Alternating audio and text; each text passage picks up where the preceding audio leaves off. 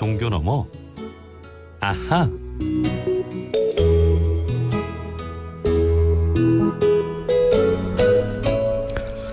매주 월요일 코너입니다. 종교 넘어 아하. 종교의 우를 넘어 이웃 종교에게 배우고 종교 본연의 역할에 대해 함께 고민해보는 시간인데요. 오늘은 불교 4대 명절 중 하나인 성도절입니다. 석가모니 부처님이 깨달음을 얻어 부처가 된 것을 기념하는 날로 음력 12월 8일 바로 오늘인데요. 오늘은 성도절을 맞아 부처님은 어떻게 부처가 되었는지 또 그 깨달음은 무엇인지 배워보는 시간 준비했습니다. 은평구 가련동 열린선원의 선원장 법현 스님 연결되어 있습니다. 스님 나와 계시지요? 예, 안녕하십니까? 네, 반갑습니다. 자, 먼저 저희 청취자분들께 새해 인사부터 좀 해주실까요? 네, 우리 원음방송 청취자 여러분, 올해에도 건강 행복 주인하소서. 네, 고맙습니다. 자, 오늘 그 불교 4대 명절 중 하나인 성도절인데요. 이제 불교 각 사찰에서는 성도절 기념 법회를 했겠죠?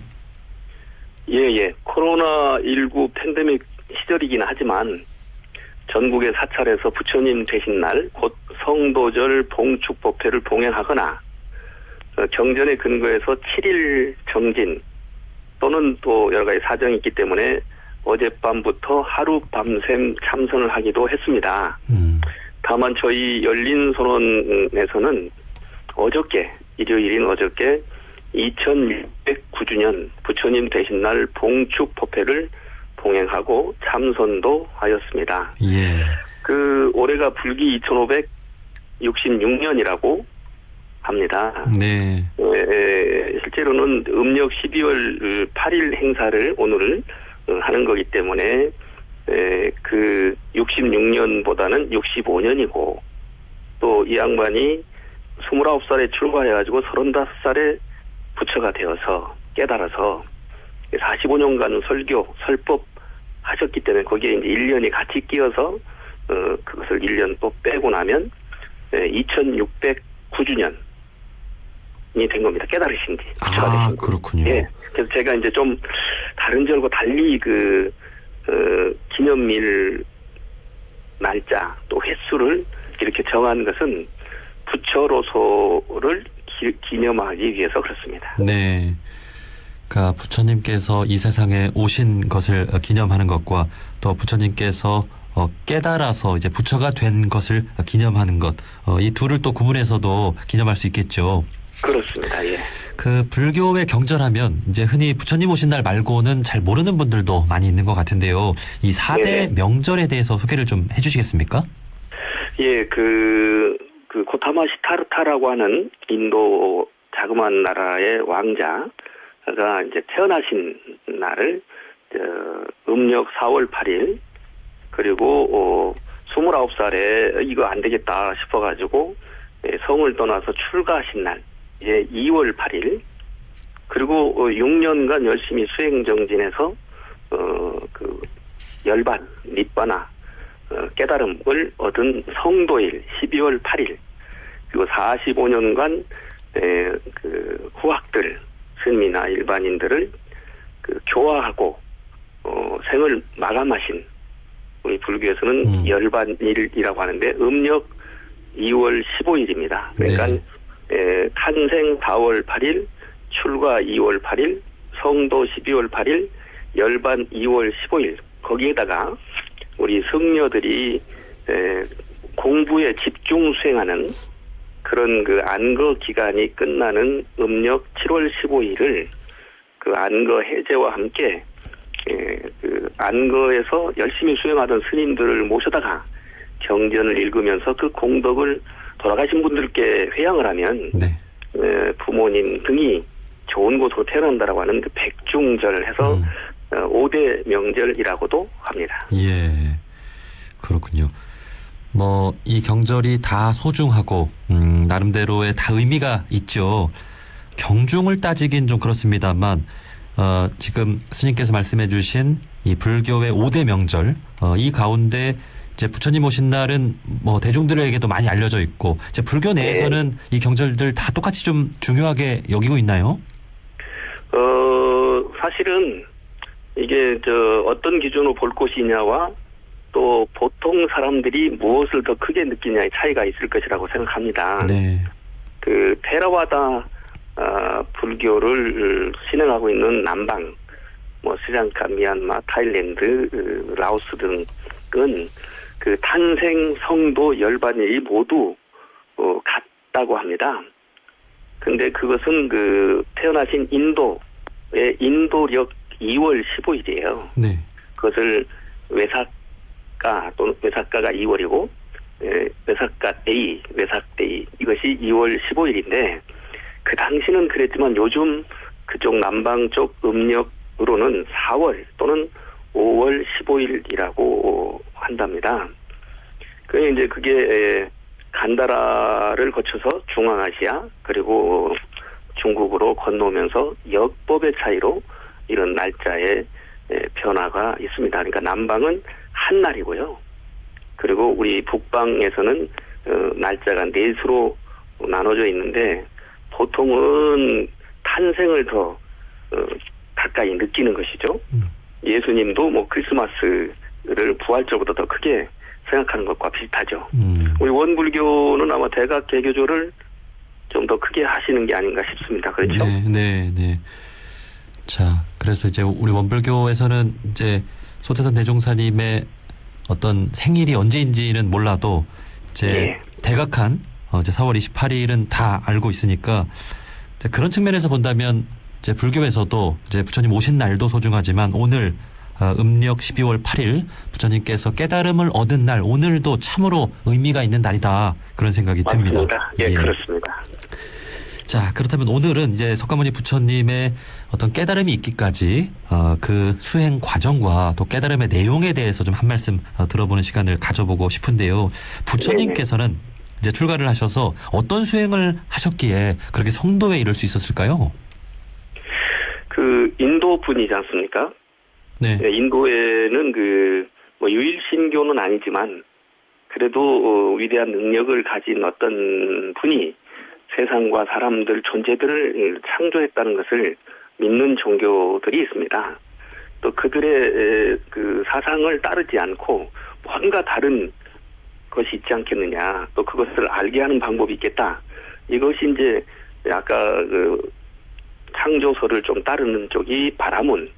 그리고 그걸 따르지 않는 그 수행자들이 사마네라가 이제 요즘 우리 한자 말을 중국말을 우리 발음으로 한 것이 사문입니다. 네. 그런데 사문도 7부류가 있었어요. 그 7부류 중에 6은 불교 이외의 방법이고 이제 고타마 시타르타라고 하는 분이 깨달음 얻어서 불교의 수행자들을 사문이라고 흔히 지금 얘기하고 있고 이 양반이 6년간 수행을 했는데 뭔가를 자세히 보려면 거울 같은 경우는 표면을 닦아야 하고 그다음에 호수라고 한다면 표면에 바람이 일렁이지 않아야 뭔가가 비치지 않겠습니까? 그것을 호수 표면 또는 거울 표면이라고 할 것을 우리의 몸 그리고 정신 또는 마음이라고 한다면 몸 또는 정신, 마음이 고요해지게 하는 것 이것을 사마타 수행이라고 합니다. 그래서 그 고요해지게 하는 수행을 했더니 집중이 몰입이 된 것 이것을 삼마디 우리 보통 한국어 발음으로는 삼매라고 하죠. 뭐 독서 삼매 같은 이제 그리고 그렇게 한 상태에서 뭘 볼 거냐 호수 표면에 위로 날아다니는 새를 볼 것인가 구름을 볼 것인가 달을 볼 것인가 별을 볼 것인가 이것들이 여러 이제 그 지각이나 감각의 대상이 있을 것인데 그들을 자세히 제대로 보아야 새로구나 구름이로구나 태양이로구나 우리는 보통 지구별이라고 얘기하지만 지구는 별이 아니지 않습니까? 네. 행성이니까 그래서 밤에 빛나는 별들은 밤에만 우리에게 비쳐 보이는 것 같아서 그렇지 저 멀리 태양 같은 다른 그 행성 태양계에 있는 즉 은하계에 속해 있는 별들이 아니라 태양들이 우리에게는 별로 느껴지는 것이지 않습니까? 그렇게 자세히 쪼개서 잘 본다라는 인도말이 윗바사나입니다. 네. 그 비파사나라고도 하죠. 그래서 그 비파사나 또는 윗바사나 수행을 통해서 사물의 현상도 보지만 그 사물의 현상을 감각하고 지각하는 내 마음의 법칙들을 찾아낸 것입니다. 그래서 사마타 삼마디 윗바사나 수행을 했다라고 볼 수 있고, 그것을 받아들인 중국에서는 제가 이렇게 말씀드린 것이 개념, 언어, 말, 단어를 중심으로 설명했기 때문에 그 뜻이 듣는 모든 분들이 다 제대로 이해하기가 사실은 쉽지 않거든요. 네. 더군다나 중국은 이민족이 굉장히 많아서, 그래서 말씀을 주제로 참선하는 방법이 생겨나는 것이 화두참선, 말씀참선, 간화선이라는 것입니다. 네. 그러니까 부처님께서 깨달음을 얻은 그 과정이 참선이었다, 지금 이렇게 말씀하신 거죠? 그렇습니다. 그래서 네. 6년 동안은 선정을 통해서 색계의 선정과 무색계의 선정을 얻었는데도 이 깨달음을 얻지 못해가지고 이제 고행을 오래 하다가 이제 마지막에 윗바사나라고 하는 참선, 선정, 명상을 했다라고 설명할 수 있겠습니다. 네. 그래서 불교에서는 이 선을 그렇게 제일 중요시하는 것이겠죠. 네, 부처님께서 이 선을 통해서 깨달음을 얻으셨으니까요. 예. 예. 자, 그렇다면은 그 선을 통해서 깨달은 그 내용이 또 중요하지 않겠습니까? 네네. 부처님의 깨달음은 어떻게 설명할 수 있을까요? 어떻게 살아도 살아있는 동안에는 누구나 다 번뇌를 가질 수밖에 없습니다. 그래서 번뇌를 안 가지려면 태어나지 않아야 되는데, 태어나지 않는다는 것을 아라한이라고 이야기합니다. 라이프리스나 또는 라이트니스, 그리고 이것이 나중에 아미타불이라는 이름으로 변하기도 하죠. 그래서 이 양반이 그 참선을 통해서 초저녁에는 과거의 나의 변화 모습을 보게 되었고, 그리고 한밤중에는 미래의 나의 모습을 볼 수가 있었고, 그리고 새벽녘에는 모든 번뇌, 곧 태어나서 겪어야 할 그런 어려움의 씨앗이 될 수 있는 그런 번뇌를 없애버렸다. 그래서 누진이라고 이야기를 합니다. 즉 몸, 마음의 느낌을 주제로 해서 발생 존재 윤회의 원인을 제거한 것이라고 볼 수 있습니다. 예. 자, 그러면 이제 중요한 것이 그런 깨달음을 바탕으로 해서 이루고자 하는 또 세상, 또 사람들에게 가르쳐주고 싶어하는 그런 내용이 있을 것 같습니다. 이제 각 종교마다 이상세계를 또 말하고 있잖아요. 네. 그렇다면 부처님의 어떤 깨달음을 통해서 부처님께서 이루고자 했던 세상은 어떤 세상이었을까요? 그 윤회의 씨앗인 욕심을 벗어나는 세상이라고 볼 수 있고요. 그 욕심이라는 게 자기가 있다라고 생각하는 그 착각 속에서 비롯된 것이기 때문에 그것이 없음을 아는 것이 중요해서 개똥밭에 굴러도 흔히 이승이 좋다라고 흔히 이야기하지만, 작은 나라의 왕자로 태어났기 때문에 그 이승이 정말 어렵다는 것을 알았다. 근데 그 정말 어려운 까닭이 크니 작으니 나니 너니, 예를 들면 요즘 보수니 진보니 이렇게 나누는 것 때문에 생긴 것이라고 본 거죠. 그래서 그런 나눔을 없애는 것이 우리 부처님이 보고 계신 그런 이상향 세계라고 생각합니다. 네. 하지만 이 세상은 너무나도 많은 구분들이 있습니다. 네, 뭐 국가, 종교, 이념, 지역, 세대, 너무나도 그 다른 구분들이 있고 그로 인한 또 갈등들이 있습니다. 이러한 세상을 우리가 지금 살아가고 있는데, 그렇다면 불교인으로서 좀 어떤 노력을 좀 해야 될까요? 그 의식이 사람을 규정한다라고 봅니다. 그래서 우리 그 원불교에서도 많이 같이 공부하는 금강경을 보면은 아상인상, 중생상, 수자상을 없애버려야 된다라고 이야기하는데, 보통은 옛날 한문 경전을 보고서 넷이 다른 뜻이라고 오해하고 있습니다. 그런데 아상도 중생의 의식, 인상도 중생의 의식, 중생상도 중생의식, 수자상도 중생의 의식을 갖고 있기 때문에 중생일 수밖에 없다. 나는 진보다. 나는 보수다. 나는 유일신교를 믿고 있다. 나는 무신교를 믿고 있다. 라고 봤는데, 그래서 틀리다고 봤는데 실제로는 다른 것이지 않습니까? 77억의 인구 중에 어떤 종교를 믿는 사람들은 10억을 거의 넘지 않거든요. 네. 그래서 틀리다고 본 것이 자세히 보니까 다르다고 본 것이 어찌 보면 다 존재라고 같을 수 있고, 같다고 보니까 예를 들면 내가 보수인데 진보 사람들 틀려 보이는데 같은 보수라고 생각해 보니까 또 같고 맞고, 예. 그래서 틀림에서 맞음으로 회통하는 것, 이것이 가장 바람직한 것이 아니겠느냐 싶은데, 요건 이제 진리의 입장이고, 우리가 흔히 세상은 남과 여로, 사람들은 뭐 사람뿐만 아니라 동물과 식물도 남여로 갈라져 있지 않습니까?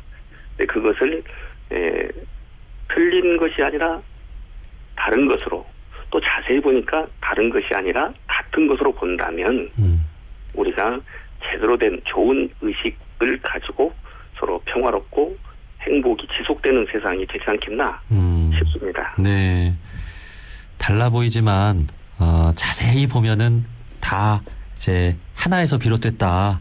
다 우리가 하나다라고 하는 그 깨달음을 이제 얻을 수 있다는 말씀이시죠. 그렇죠. 예. 자, 조만간 곧 대선도 있고요. 앞으로 또 얼마나 또 더 많은 갈등들이 또 있을지 걱정도 됩니다만, 이럴 때 우리 종교계가 지금 스님 말씀해 주신 대로 좀 하나가 되려는 그런 마음을 가지고 좀 화합과 어떤 통합에 힘써 나가야 될 것 같습니다. 그렇습니다. 자, 끝으로 이제 새해를 이제 시작하는 그런 시점에 있는데요. 우리 청취자분들께 마지막으로 좀 전하고 싶은 부처님 또 말씀이 있다면 한 말씀 해주시죠. 네네. 수행자들이여, 제대로 다 깨달은 님들이 옛날 거닐던 그 길과 거리는 무엇인가? 그것은 제국의 옛길과 같이 바로 8가지 고귀한 길이다. 곧 바른 견해, 바른 사유, 바른 언어, 바른 행위, 바른 생활, 바른 정진, 바른 책임, 바른 집중 또는 안정이다. 이것을 잘 가르친다면 조촐한 삶이 늘어나고 많아지며 널리 퍼지고 알려져서 발전할 것이다. 이제 초기 경전인 그 도시경, 나가라 숫다라는 경에 나오는 말씀입니다. 네. 나의 길은 바른 길이고, 그것을 그 경전, 초기 경전에서 역시 중도라고 표현했는데, 중도는 가운데 길, 어정쩡한 길이 아니라 바른 길이다, 옳은 길이다. 그래서 반드시 깨달음에 이르게 하는 길이라고 해서 그것을 한자로는 일승도 또는 향상일로라고 했고, 인도말로는 에까야나 막가라고 이야기했습니다. 하나만 더 말씀드린다면, 앙굴마라경이라는 경에 이 세상 모든 중생은 전생에 너의 부모 형제 아닌 이가 없다 라고 해서 다 같이 사랑하라는 말을 하는데, 절대자를 믿는 종교의 표현으로 본다면 이 세상 모든 존재는 그 절대자의 피조물이니 어찌 다투고 싸우고 배제하고 그럴 것이냐, 이런 말씀을 새기고 싶습니다. 네, 네. 자, 올 한 해에는 정말 스님 말씀해 주신 그런 마음으로 살아갔으면 좋겠습니다. 자, 여기까지 말씀 듣겠습니다. 은평구 가련동 열린선원의 선원장 법현 스님이었습니다. 스님, 오늘 말씀 고맙습니다.